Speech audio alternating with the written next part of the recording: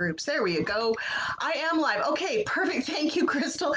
I'm like, I don't know if I'm live or not, but hello. I'm so happy to be here. I'm so happy that you're here with me. Hallelujah. So we are going to talk about why Pinterest is the new Wild West of social media and marketing, and how you can capitalize on that to make it your bitch. Oh, did I say that out loud? And actually take it to the next level and really make something amazing happen. So, first off, I just want to say thank you to Gwen.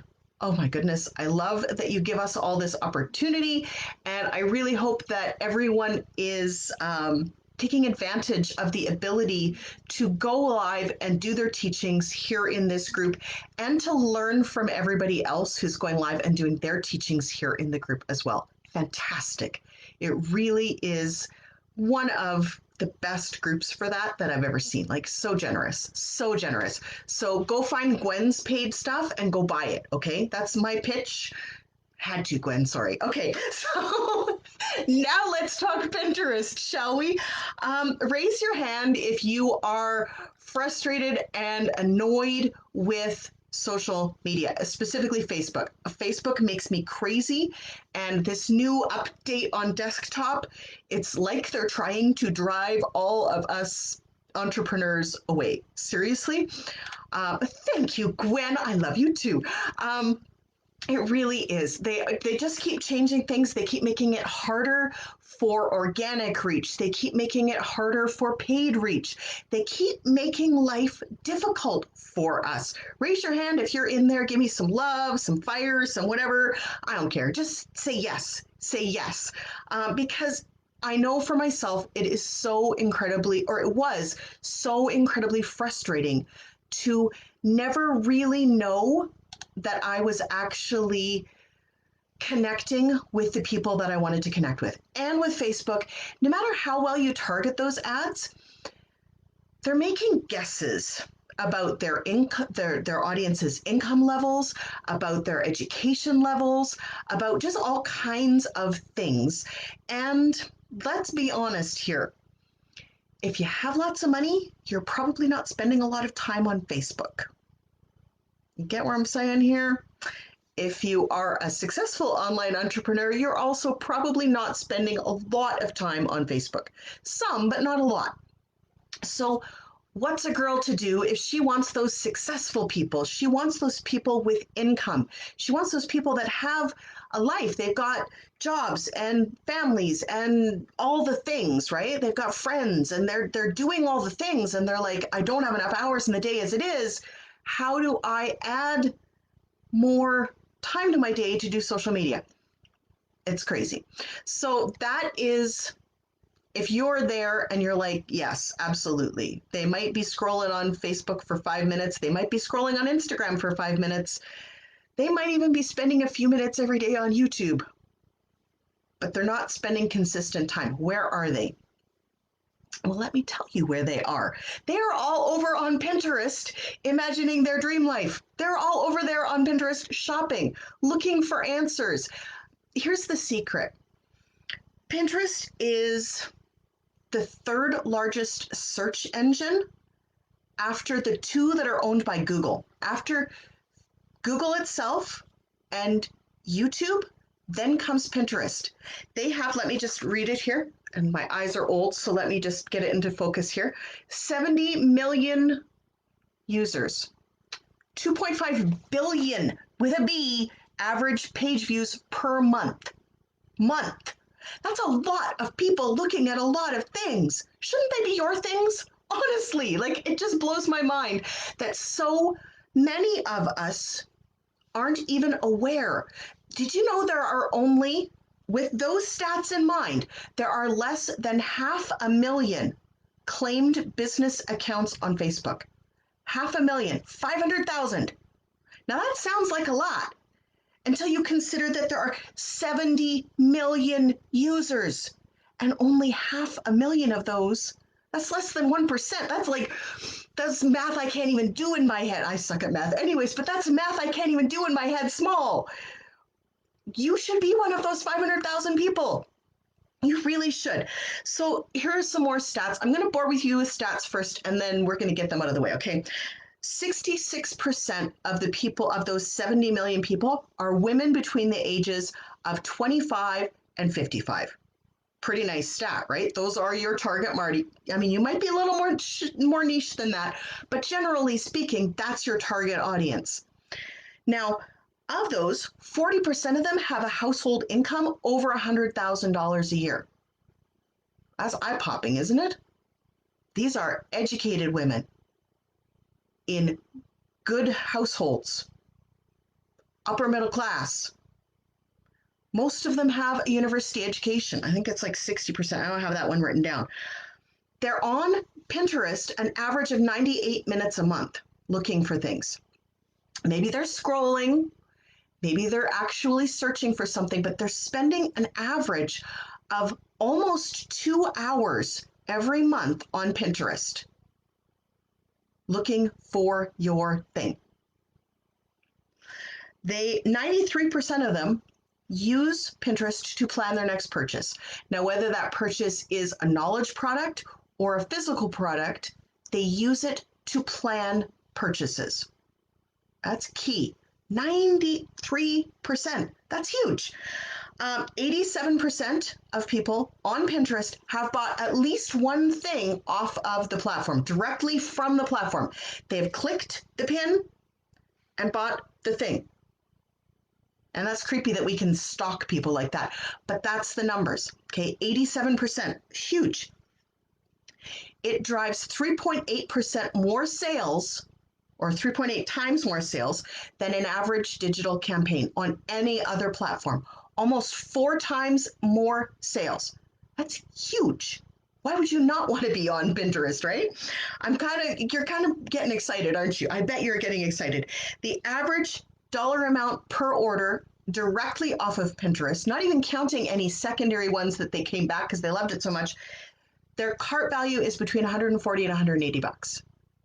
Pretty nice.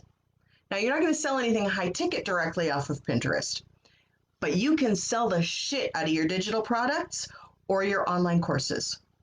I'm telling you, it's crazy. It's crazy. So with those numbers in mind, how do you take advantage of this?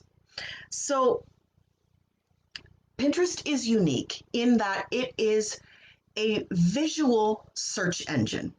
It is very image driven, as you probably know. It is very, what's the word I'm looking for? Luxe. It's the kind of platform where it's aspirational. The people who are on Pinterest and are looking for things that they aspire to be, aspire to engage with, inspire to own. They are looking for things that allow them to keep up with the Joneses, so to speak, or allow them to grow into their best self. Now, hello, Katia. Katusha? I'm probably saying that terribly wrong. I'm just going to call you Katie. Hi, Katie. How are you? Glad you're here. So I just bored everybody with numbers. So now we're talking about why it's so unique. It is a visual search engine, which there is no other visual search engine in the world. There isn't. There is Google, which is very word driven, and there is YouTube, which is video driven.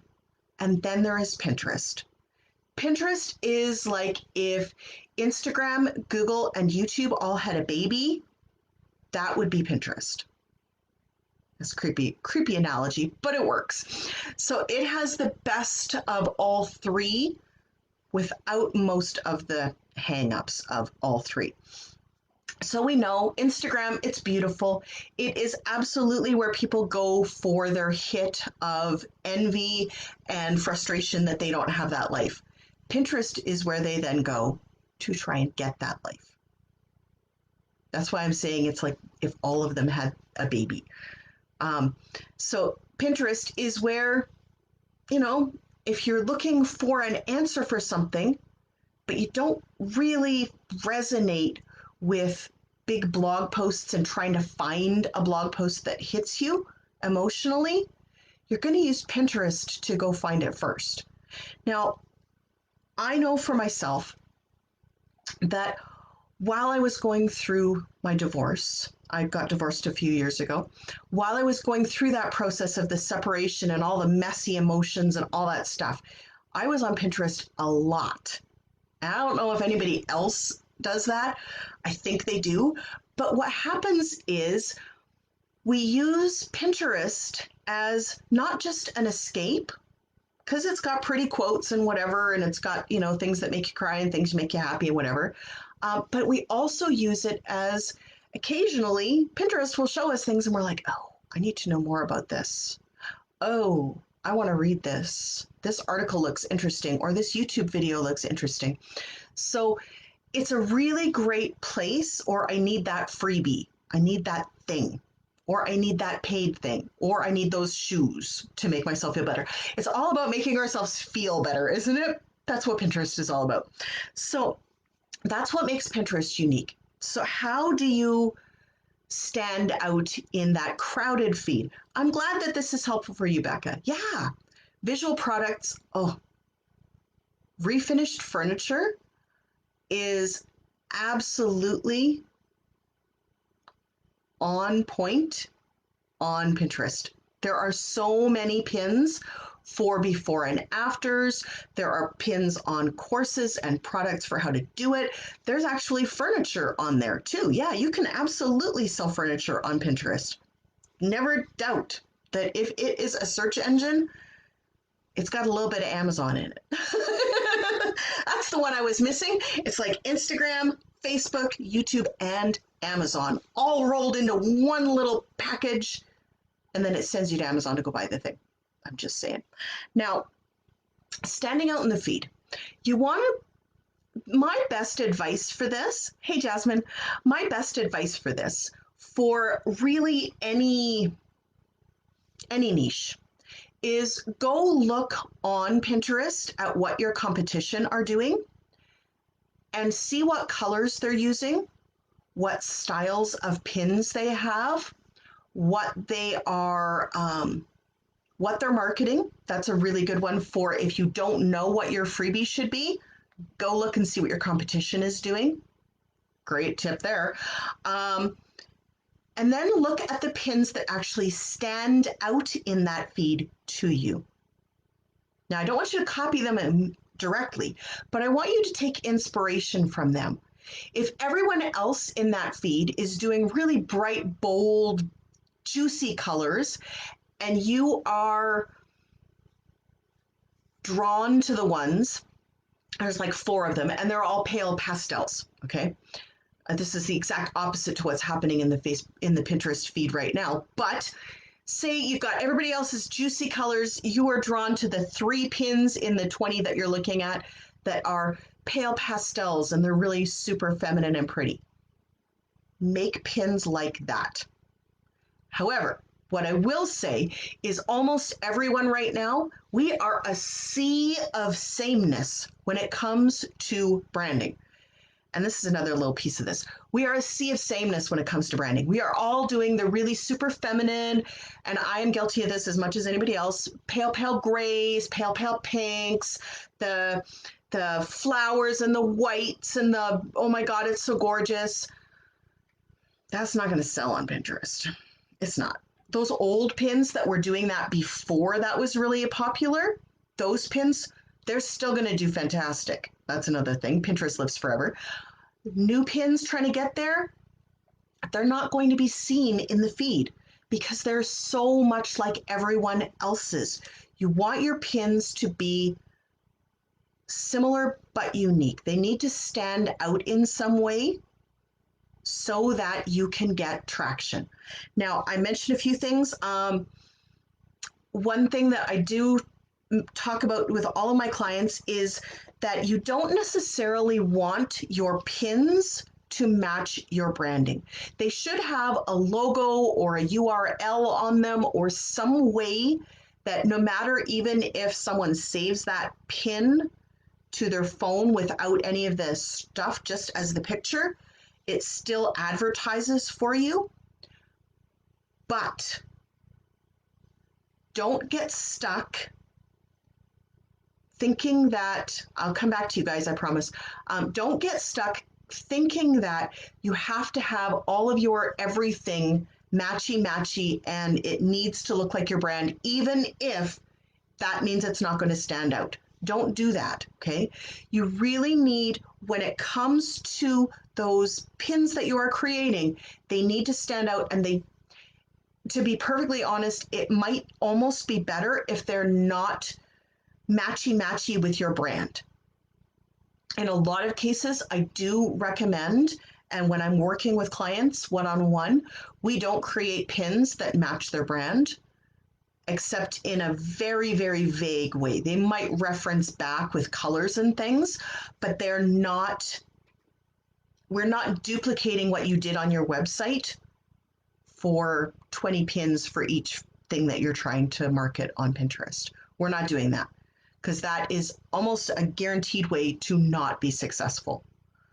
So you want your pins to be interesting and slightly different from everybody else, and they don't have to match your brand, and go for fun colors that you wouldn't necessarily use anywhere else. Have some fun with Pinterest. Think of Pinterest as the place that you can take risks and just see what happens. Now, having said that, Pinterest does tend to take 2 to 3 months to get going. It's not an instant thing. Pins live forever. So anything that you do put on Pinterest, you need to make sure that you are going to have that thing for a very long time. And if you get rid of that thing, you have redirects on that URL so that you're not losing that web traffic. That happens so often with older pins. Maybe they're 3, 4, 7, 8, 10 years old, back from when Pinterest was brand new. Those pins, the links may not work anymore. And that sucks, because people are like, well, I really like that top and I can't find that top. Why can't I find that top? Damn it. They must not sell it anymore. And then they're not even redirecting to give them something other as an option to buy it. So keep in mind, anything that you are offering, you need to either offer forever or give them an alternative to buy. Pins live forever. You don't actually have any control when someone resaves a pin. You have lost control of it, and that's okay, because that's the whole name of the game when it comes to Pinterest, is resharing and shuffling and moving things around and everybody getting lots of love on pins. The goal is to get those repins, but once you get those repins, you can no longer delete that pin that somebody else saved on their board. You can delete it off of your feed, off of your boards, but you can't delete it off of anybody else's boards. So make sure that you are keeping that in mind when you are talking about, making pins for anything.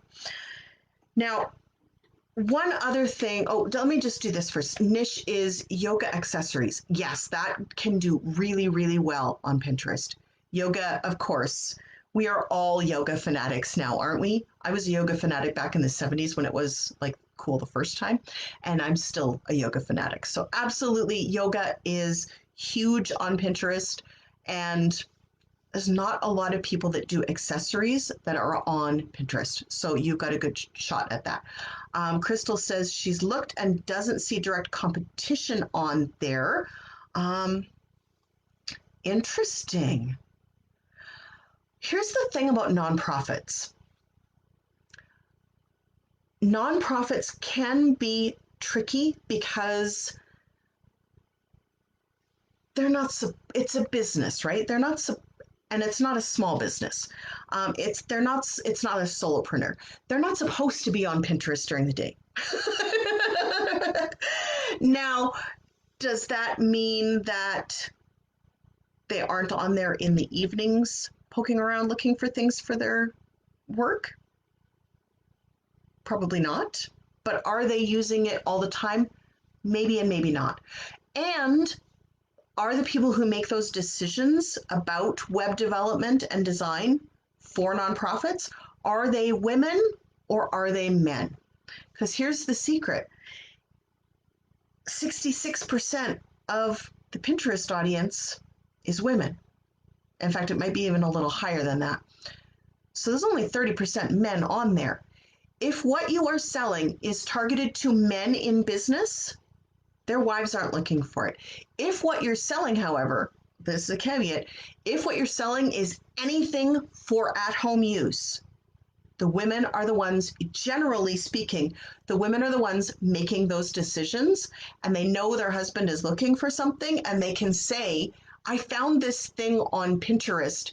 I think it might work. Or they'll just click through and then send them the link and be like, hey, this might work for you really great.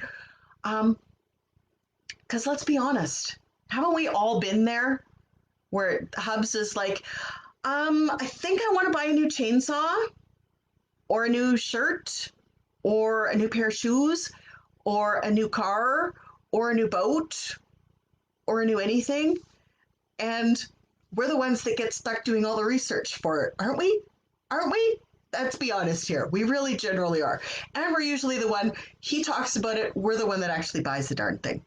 So we hold the purse strings. We control all of that decision making in homes. Quinn, I talked about standing out in the crowded feed a little earlier. I don't know if you were here. It's basically, it's all about branding and then breaking the feed a little bit. So come back and watch that maybe. But yes, it definitely is absolutely possible to do children's books because moms are on there a lot. We're women, we are looking for the answers to our problems, right? And Pinterest is a fantastic place to be scrolling and think, oh, that's the answer to my problems. That's the answer to my prayers. Oh my God. And then here's the energetics piece. Doesn't that just say to you, wow, the universe had my back? Haven't you ever said this? Probably today, right? Oh, the universe had my back. Look at that. They totally figured me out, and the universe sent me this thing, and I must take advantage of it because reasons. We've all done it. Don't lie to me. We have all done it. And it's a good thing. It's a really good thing. It's confirmation bias, but it's a really good thing. It's the law of attraction in motion. Confirmation bias, fantastic. It's great for us marketers because we're like, yes, let's make this happen.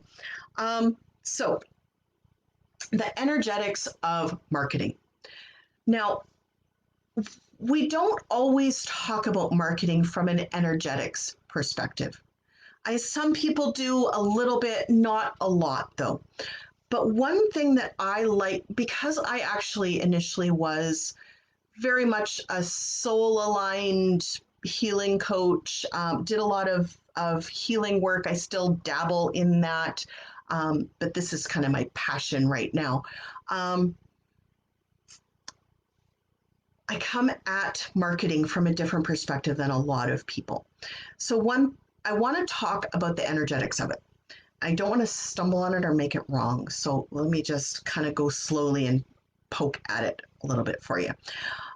One thing that I like to recommend for all of my clients when they are looking to make decisions, if they struggle with making decisions on whether their clients want the thing, whether they are marketing the right way, whether they are offering things that will actually will help move the needle.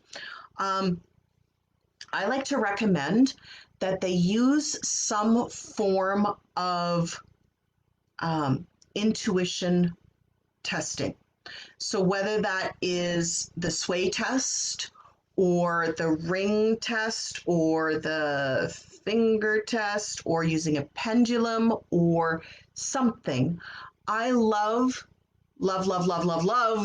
listening to our intuition, being still enough inside ourselves to listen to what our inner self, our higher self, and our spirit team all tell us. Because when we as creative entrepreneurs get busy and do all the things, we tend to get tunnel, and I'm as guilty of this as the next person, we get tunnel vision. Oh, this is the thing that everybody needs. Oh, I just need to make this happen. Oh, we're going to make this work. Oh, they're going to love it. Oh my God. Nobody wants it. What do I do? Oh my God. And what we needed to do is not get so tunnel focused and to really be open to listening to our higher self, to getting in tune with our higher self, and to allowing what is actually truthful to come through, not just what we think and then listening to that confirmation bias, because that can be really, really bad for us. Now, the other half of that is testing, testing, testing, testing, testing. If you have not, with anything, if you have not asked 50 people for their honest opinion on your thing, then you have not done your market research. And you haven't even considered, you shouldn't even consider looking at Pinterest for your thing. Because Pinterest is not the place to test your thing. Okay. That is one thing that I am very, very adamant on when I take on new clients. Pinterest is not where you launch your business. Pinterest is where you up-level your marketing to the next level. Absolutely, Andrea, it is a fantastic place for marketing your VA business, especially if you've got free things or you've got an onboarding. I'm about to talk about that. If you have an onboarding process, a funnel that actually works, Pinterest can supercharge that funnel. If you don't know if your funnel works, Pinterest is going to take 6 months to a year to give you answers. That sucks. Don't do that. Go find 50 people, ask them, and get that funnel going first. If you know, however, that your thing converts and you just need more eyeballs, it converts at 20%, 30%, 60%. I mean, those are crazy numbers, but anything over 10% is a conversion, right, ladies? That's a home run. So if it converts at 10% or more, then it's definitely ready for prime time. It is ready for Pinterest. If it is not a converting offer and you don't know if it converts, then you really don't want to waste your time with Pinterest. And I'm the first one to be completely completely clear about that. Pinterest is not the place to go test new ideas. That is what Facebook is for. That is what Instagram is for. That is what, to some extent, YouTube is for. That is what LinkedIn and Twitter and all the other social media channels are for. Pinterest is where you take an idea that actually works and you amp that marketing up. You're just turning the dial up on the marketing till it's at 10. And then you've got like leads coming in like hotcakes. But if you are not completely, totally, and absolutely clear that your thing sells, that you can get them into your funnel, and that every step of that funnel converts the way it should convert, then you're not going to be successful. And it's going to make you frustrated, and you're going to resent whoever helps you set it up. Please let that not be me. I'm just saying. So you really need to be doing that. You need to be asking for people's input in every step of the way. Now, two other really great places to ask for market research answers are Quora and Reddit. Nobody ever thinks about these things, but that is where probably a lot of your audience are hiding, asking questions. And you can always ask questions on them as well if you are doing whatever.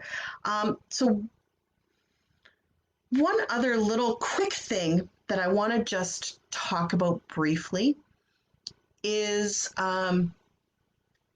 your avatar and your niche. And I'm just going to dump this out there just because I see this happening a lot and it makes me nuts. And actually, I want to talk about Hey Girl marketing too. So, very quickly, your avatar, please stop caring what her name is, what kind of cars she drives, what kind of purse she wears, what kind of shoes she owns, and what color her hair is, how she likes her bloody tea. None of that matters. The only things that matter when it comes to your avatar, what are her pain points? What are your solutions that she's looking for? Period. That's it. Those are the only two things that you should actually care about when it comes to your avatar and your niche. Please stop caring about anything else. I will say that until I die. The other one is Hey Girl marketing. Please stop Hey Girl marketing. If you are friending people on Facebook and then the very first message, or even within the first 10 messages that you send, involve come join my group or come join my thing, please don't do that. Please don't do that. The only thing that you should be doing is offering people something of value. So, for example, Gwen has kind of a genius thing. I can't remember which one of us friended the other one, but she does make an offer right away, but she makes an offer for something that's of value for you. Do that. Don't do it the way that so many people are doing it. Hey, I have this free group, come join it. Why? Why comes to mind? Please don't do that anymore. Okay, that's all I got. So, drop your questions down below. And otherwise, thank you for having me. Thank you for being here. Yeah, Pinterest. So I do have a program that I'm launching at the end of the month, which is a group program. We're only taking 10 people, and we are walking them through the setup process of a Pinterest account from, not having an account or having a personal account all the way through to complete launch. It's really, really good, and we are really looking forward to having people in there. I've got 3 people. We just launched this week, and we've got 3 people already in there. So if you want in there, message me. We'll talk about it, and I'll send you to the landing page and see if you're interested. It might be a good fit. It might not be. I've basically pre-qualified everybody by saying who I want to work with and who I don't. So if you are the people that I want to work with because you've got a funnel and you just want more eyeballs, come talk to me. If you're not there yet, get yourself up to that point and then come talk to me. Either way, I hope this has been incredibly helpful for you. If you do have any questions, please hit me up. I am available. I love talking about Pinterest. I could talk about Pinterest all day, all night, all the next week. I could talk the hind leg off a donkey talking about Pinterest. So feel free to hit me up either here in the group or private message me, however you want to do it. I'm good with that. Okay. So thank you, Gwen, and we'll talk to you all later. Bye.